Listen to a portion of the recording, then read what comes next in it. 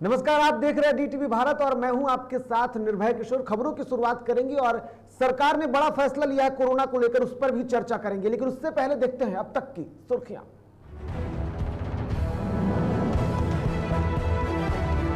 Corona संक्रमण को देखते हुए सरकार ने लिया बड़ा फैसला। 30 अप्रैल तक शाम 7 बजे तक खुलेंगी दुकानें। शिक्षण संस्थानों को खोलने की नहीं मिली अनुमति।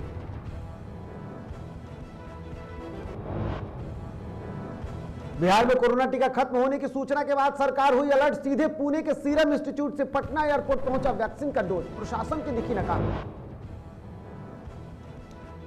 बरसात के पहले सरकार हुई अलर्ट। जल संसाधन मंत्री संजय झा ने मुजफ्फरपुर में किया बाढ़ से पहले तैयारियों का जायजा।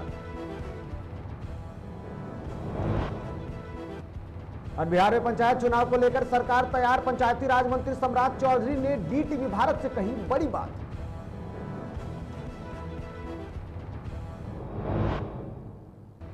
और कोरोना संक्रमण के बीच देश में शुरू हुआ आईपीएल का आगाज। थोड़ी देर में शुरू होगा पहला मुकाबला। मुंबई इंडियंस से होगी आरसीबी की भिड़ंत।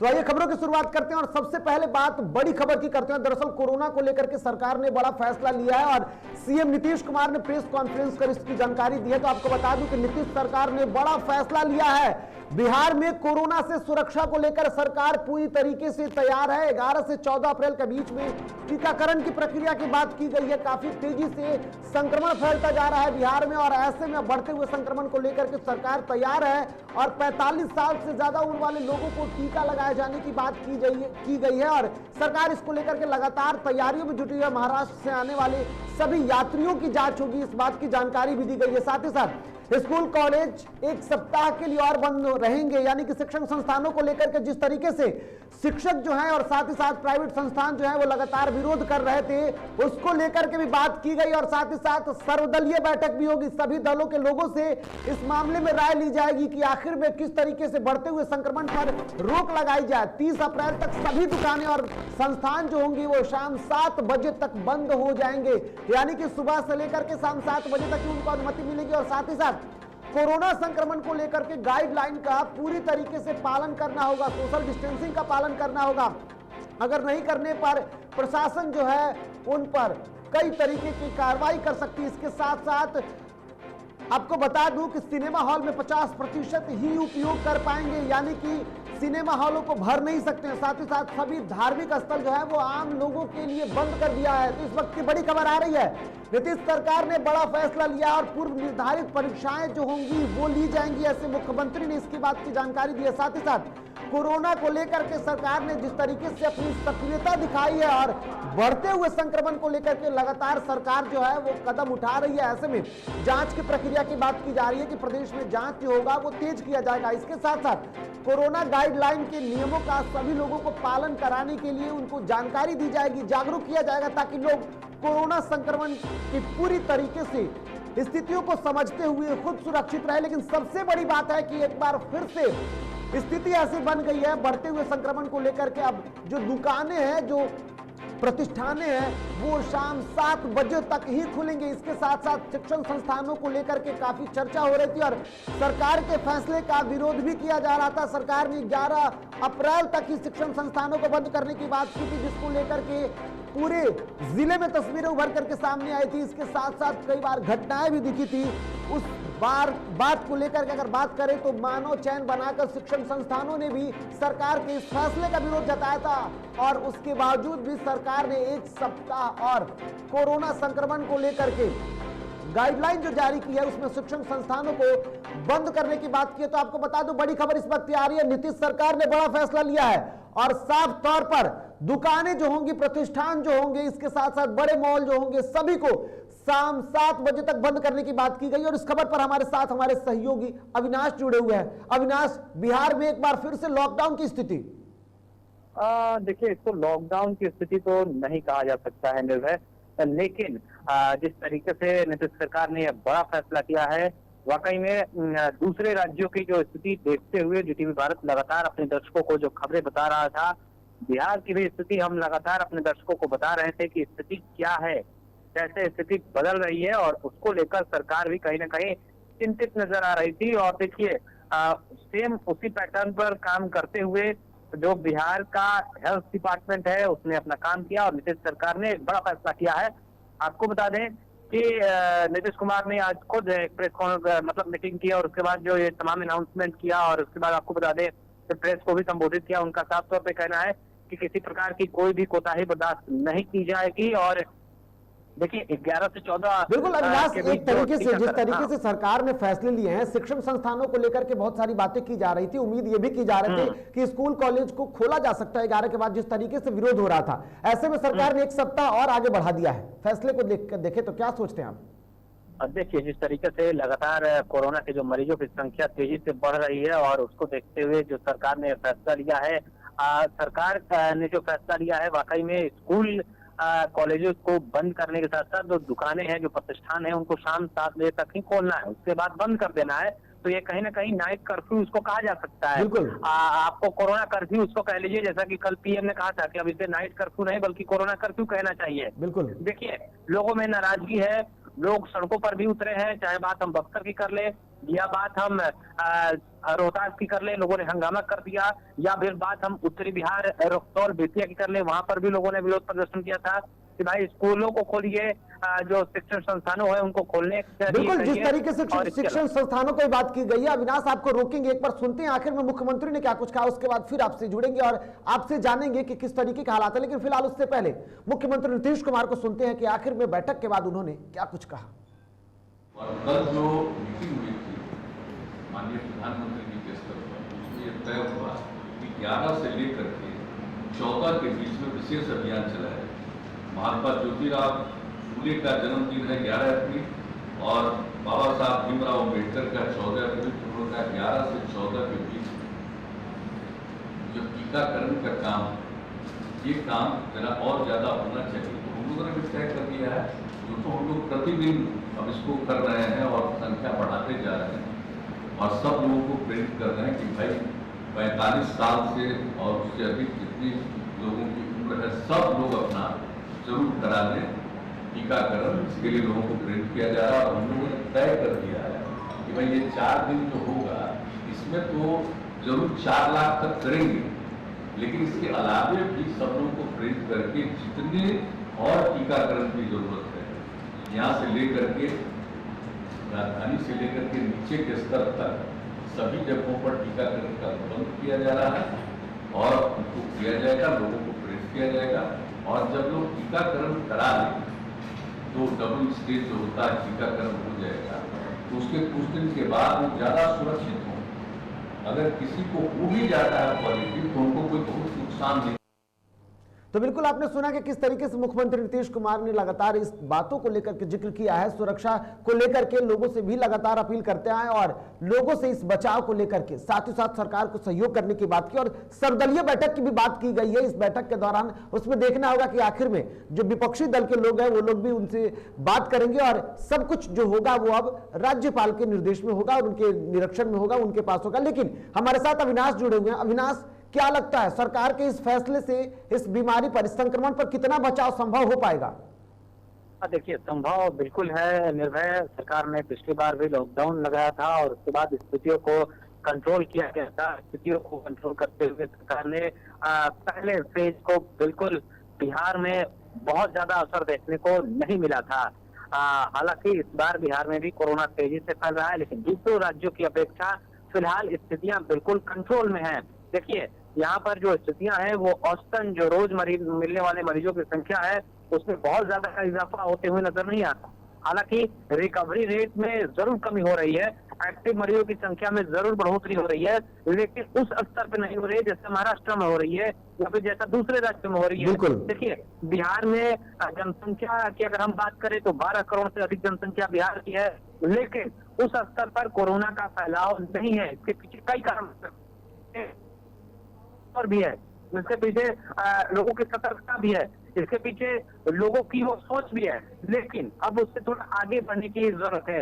हालांकि सरकार 2020 की गलती नहीं करना चाहती है। 2020 में कोरोना तेजी से बढ़ने लगा था, जब सिवान हॉट स्पॉट बन गया था, और उसके बाद स्थितियों को कंट्रोल करने के लिए लॉकडाउन और स्थितियों पर बातचीत करने के लिए तमाम गाइडलाइन बिहार सरकार ने बनाई थी। हालांकि अविनाश, एक आपसे आखिरी सवाल होगा, जिस तरीके से हालात बदल रहे हैं, सरकार ने बड़े फैसले लिए हैं, ऐसे में दुकान और प्रतिष्ठान जो होंगे उनको शाम 7 बजे तक बंद करने की बात की गई थी। इससे पहले शिक्षकों में गुस्सा दिखा था। क्या ऐसा नहीं लगता है कि जो दुकानदार होंगे वो गुस्सा होंगे, क्योंकि स्थितियां लोगों की पहले लॉकडाउन में खराब हुई हैं, ऐसे में लोग परेशान भी थे?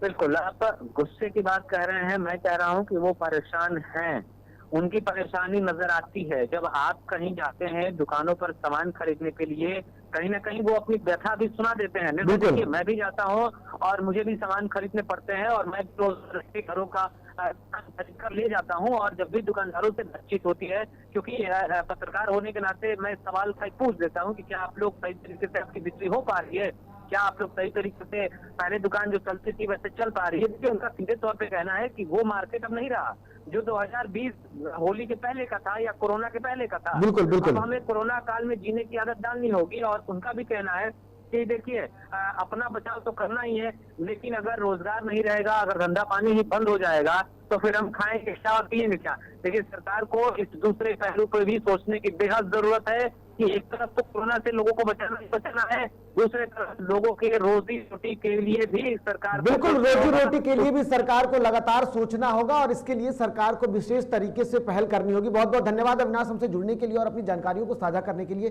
तो जिस तरीके से स्थिति बदल रही है, हालांकि सरकार की तरफ से कोशिशें तो की जा रही है। आपको बता दूं कि सरकार ने जिस तरीके से गाइडलाइन जारी की है, एक बार फिर से समीक्षा बैठक की मुख्यमंत्री नीतीश कुमार, दरअसल वो पूरे संक्रमण को लेकर के खुद जानकारियों को अपने साथ साथ अपने अधिकारियों के साथ बैठक कर रहे हैं, और इसके साथ साथ मामले को लेकर के खुद निगरानी रखे हुए। इसके साथ साथ आपको बता दूं कि सरकार ने कुल 29 ट्रेनों की बात की है। दरअसल उस ट्रेनों की जानकारी कुछ देर पहले सरकार ने खुद ट्वीट की है, और उसमें मुंबई से आने वाली ट्रेनों का जिक्र किया गया है, और इसको लेकर के भी मुख्यमंत्री ने साफ तौर पे कहा कि जो लोग भी मुंबई से आने वाले हैं उसको लेकर के जांच की जाएगी, और जांच की तस्वीरें भी अलग अलग आ रही है। फिलहाल बढ़ते आगे, और जांच की अगर हमने बात की तो बता दूं आपको कि पटना स्टेशन पर महाराष्ट्र से आने वाली विशेष गाड़ियों को लेकर प्रशासन की तैयारी शुरू हो गई है। बता दें कि पटना स्टेशन पर कोरोना जांच के लिए अधिकारी अब अलर्ट हो चुके हैं, जहां स्टेशन पर तैनात लैब टेक्नीशियन का कहना है कि जो भी कोरोना संक्रमित मरीज मिल रहे हैं उन्हें क्वारंटाइन किया जा रहा है।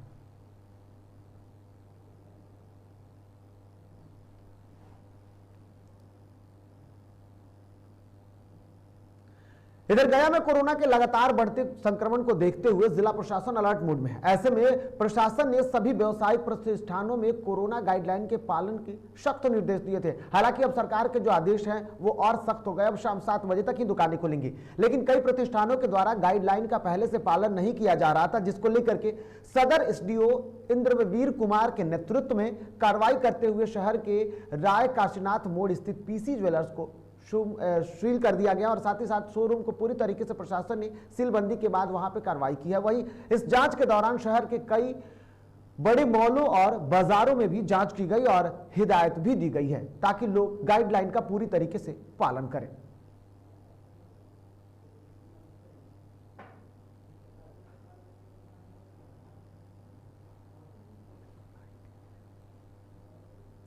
इधर रोहतास में जिले के सासाराम में कोरोना वायरस के बढ़ते संक्रमण को देखते हुए 45 साल से अधिक उम्र वालों को वैक्सीन दिया जा रहा है। इसके लिए सुबह से ही लोग अपना आधार कार्ड लेकर अस्पताल पहुंच रहे हैं। हालांकि आपको बता दूं, एक जानकारी भी जरूरी है। दरअसल कोरोना संक्रमण के दौरान जिस तरीके से 45 साल से अधिक उम्र के लोगों को कोरोना टीका लेने की बात की गई है, ऐसे में अगर आपके पास आधार कार्ड नहीं है या फिर किसी तरीके का पहचान पत्र नहीं है तो फिर आप थोड़े से मुश्किल में तो हो सकते हैं, लेकिन परेशानियों का ज्यादा सामना नहीं करना पड़ेगा।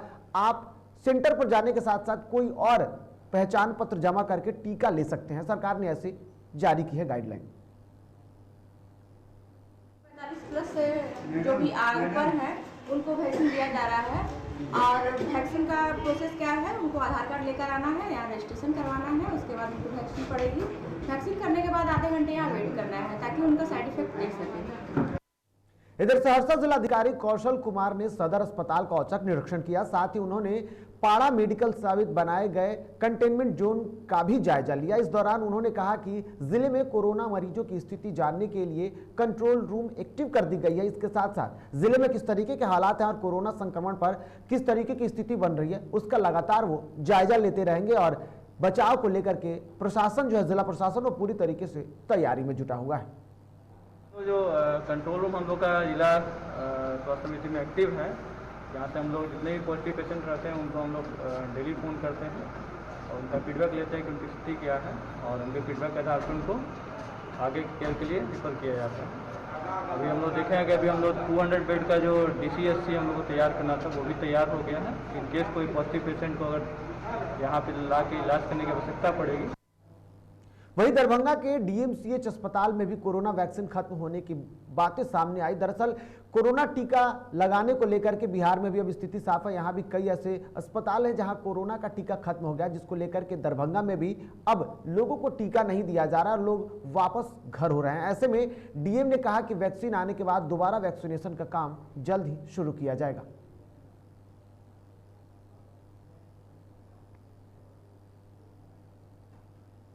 लिए आए हुए थे क्योंकि वैक्सीनेशन आज नहीं हो रहा है क्योंकि कोविशील्ड उपलब्ध नहीं है इन लोगों के पास, यह स्थगित कर दिया गया और कब आना ये भी नहीं, कोई अभी है ही नहीं, कर्मी कोई यहाँ है ही नहीं। जानकारी मिली कि वैक्सीन जो है वो शॉर्टेज है, नहीं है, फिर यहाँ से लौट करके इस चिलचिलाहट धूप में फिर लौट रहे हैं। आज के दिन में थोड़ा कल हम लोगों ने सब वैक्सीन इस्तेमाल कर लिया और रिपोर्ट भी किए हैं, तो आज आ जाएगी वैक्सीन। अभी तो है नहीं यहाँ पे, लेकिन आ जाएगी तो हम लोग उसको तुरंत आश्वस्त किया गया कि जल्दी आ जाएगी, तो हम लोग उसे।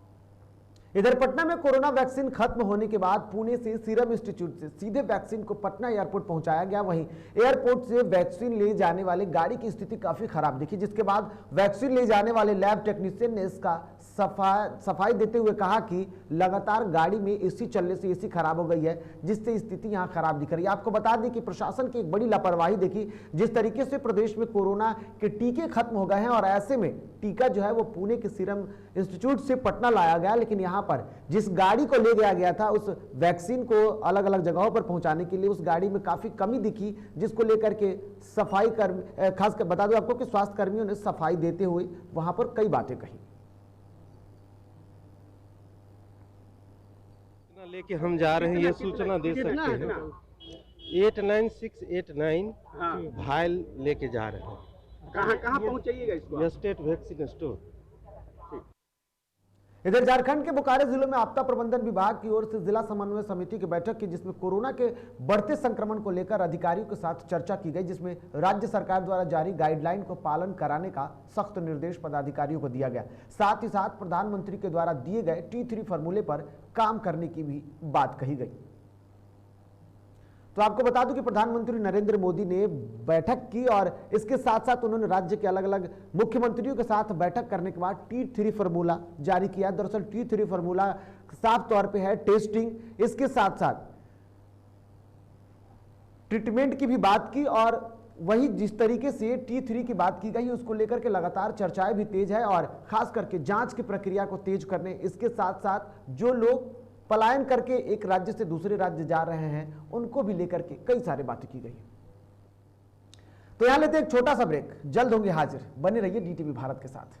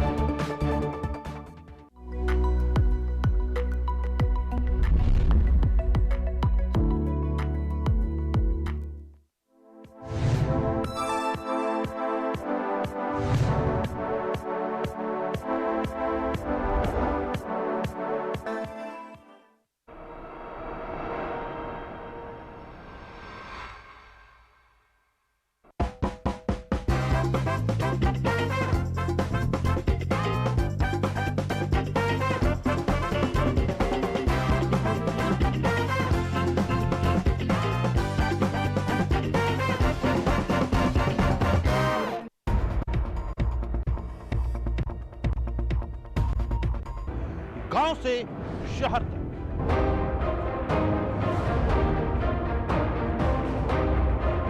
राज्यों से देश तक,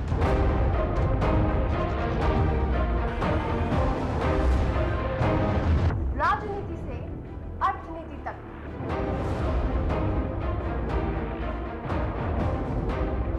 सितारों से आसमान,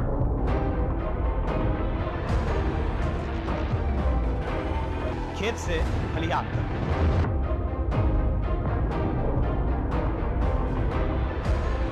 सत्ता से संग्राम तक।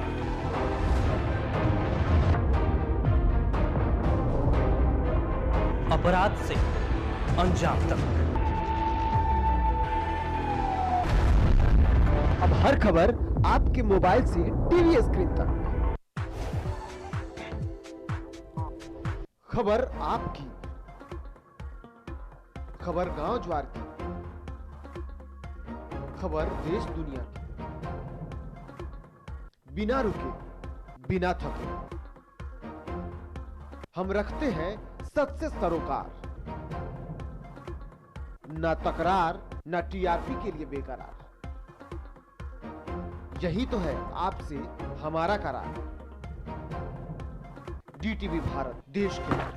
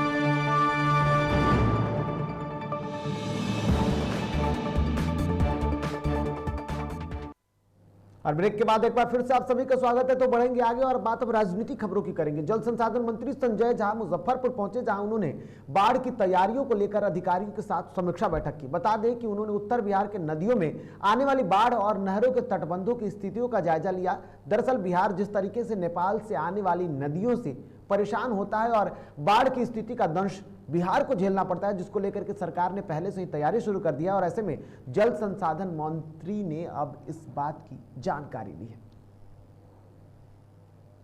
जाके ये पूरा कोसी में मैं देखता हूँ, मैं दरभंगा डिवीजन देखता हूँ कि बहुत जगह जा करके लोग तटबंध के अंदर जाके बस जाते हैं और उससे तो हम लोगों को समस्या को झेलनी पड़ती है।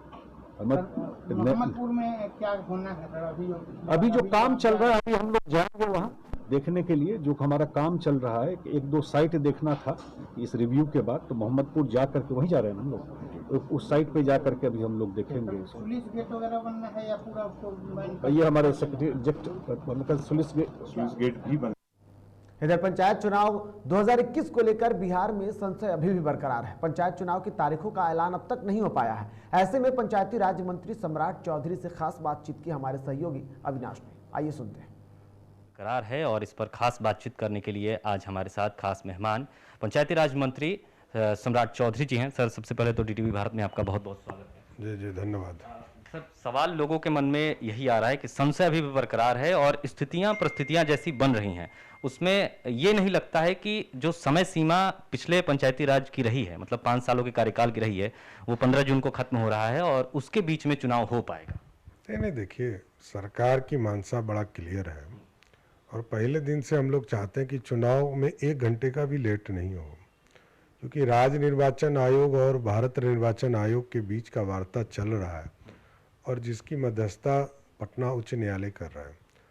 तो ये सब चीज़ें वहाँ देखी जा रही है, लेकिन सरकार के स्तर पर हम जिस मानक पर विधानसभा का चुनाव, लोकसभा के मानक पर चुनाव होते हैं, उसके लिए हम तैयार हैं, सारी व्यवस्था के साथ तैयार हैं, प्रशासनिक तौर पर तैयार हैं सारे, क्योंकि कोविड-19 के रूल्स को भी फॉलो करना है, उनको देखते हुए भी हम तैयार हैं।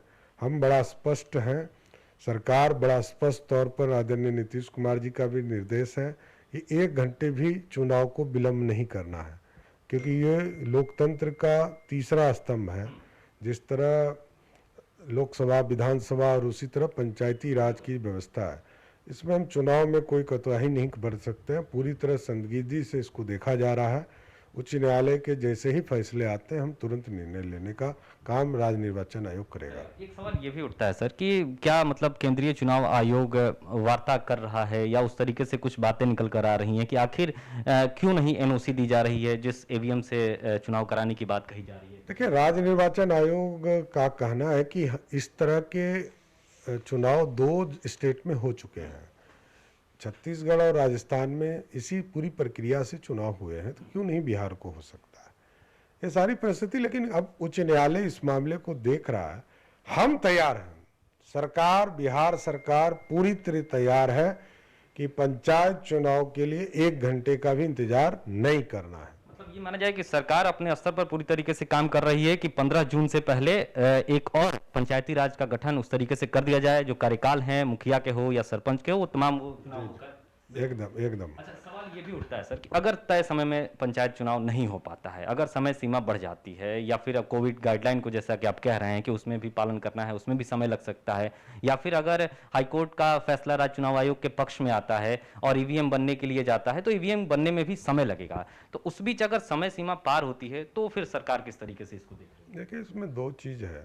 जिस तरह नगर विकास में एडमिनिस्ट्रेटर बहाल करने की प्रक्रिया है, और पहले भी 2001 के पहले पंचायत राज का जब चुनाव नहीं होता था तो प्रशासनिक तौर पर कार्रवाई की जाती थी।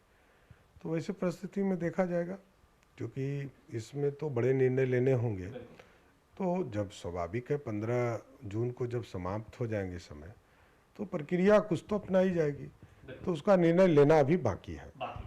एक आखिरी सवाल यह है सर कि अभी राज्य चुनाव आयोग ने यह आदेश जारी कर दिया है कि जो लिस्ट है आरक्षित सीटों की वो भी जारी की जाए। कितना समय लग सकता है सर वो लिस्ट आने? नहीं, कुछ नहीं है, कोई नया लिस्ट नहीं आना है। अभी हमने कानून बनाया है, आपको 24 को ये कानून बना है बिहार विधानसभा के माध्यम से, उसमें कोई आरक्षण में छेड़छाड़ नहीं करनी है। इधर मुंगेर के तारापुर के पूर्व शिक्षा मंत्री डॉक्टर मेवालाल चौधरी ने अष्टजाम यज्ञ का फीता काटकर उद्घाटन किया। साथ ही संग्रामपुर प्रखंड के जिट्टी गांव में भगवत कथा में शामिल होकर ग्रामीणों से मुलाकात की और इस दौरान उन्होंने लोगों से कोरोना संक्रमण से बचने की भी अपील करते हुए नजर आए। तो आपको बता दें कि पूर्व शिक्षा मंत्री मेवालाल चौधरी पहुंचे और उन्होंने कार्यक्रम का आगाज किया है। इधर मुजफ्फरपुर में निगम प्रशासन द्वारा अतिक्रमण हटाए जाने को लेकर सैकड़ों की संख्या में दुकानदारों ने समाहरणालय परिसर पहुंचकर जिला प्रशासन के खिलाफ जमकर नारेबाजी की। वहीं दुकानदार संघ के अध्यक्ष ने कहा कि दुकानदारों की स्थिति खराब हो गई है, क्योंकि प्रशासन के द्वारा हमेशा बुलडोजर से फुटपाथ दुकानदारों को उखाड़ दिया जाता है, जिसके कारण दुकानदारों का धंधा चौपट हो गया। ऐसे में अब उनके पास भुखमरी की स्थिति बन गई है। कंपनी बाग के फुटपाथ के दुकानदार हैं, वो जिलाधिकारी महोदय के सामने अपना रोजी रोटी के लिए ये मांग करने आए हैं कि अभियान में उनका जितना रोजी रोटी था बंद हो गया। उनके दुकानदार जितना दुकानदारी करते थे लगभग सबका बंद कर दिया गया, अभियान में हटा दिया गया। तो इनका अभी तक व्यवस्था नहीं हुआ, लोगों का रोजी रोटी नहीं चल रहा है, लोगों का घर चूल्हा चक्की बंद है, बाल बच्चे अभी जो निकले हैं रोड पर, इनको सही से भरण पोषण नहीं हो पा रहा। इधर भागलपुर के सनोख थाना क्षेत्र में महिला का शव मिलने से पूरे इलाके में सनसनी फैल गई। बता दें कि लोगों ने आशंका जाहिर की है कि महिला के साथ दुष्कर्म हुआ है और साक्ष्य छुपाने के उद्देश्य से महिला की हत्या कर दी गई। वहीं इस घटना की सूचना मिलते ही पुलिस घटनास्थल पर पहुंची और मामले की छानबीन में जुट गई है। बेगूसराय में एक चौकीदार की पिटाई का वीडियो खूब तेजी से वायरल हो रहा है। बताया जा रहा है कि पीड़ित चौकीदार मटिहानी थाना क्षेत्र के चौकीदार है और एक महिला के शव का पोस्टमार्टम कराने के लिए बेगूसराय सदर अस्पताल गए थे, लेकिन मृतक के परिजनों के समक्ष ही चौकीदार के द्वारा कुछ बातें ऐसी कह दी गई जिससे नाराज मृतक के परिजनों ने आक्रोशित होकर चौकीदार की जमकर पिटाई कर दी। पोस्टमार्टम करवाने आए थे और जिसका एक पोस्टमार्टम करवा रहे थे उसके परिजनों ने इस पर हमला कर दिया। सची बहुत कस के मारा है, छाती पे पितर में सची मार के सुता दिया। देख लीजिए सची होश में नहीं है। इसका नाम सीताराम पासवान चौकीदार है सची है थाना के।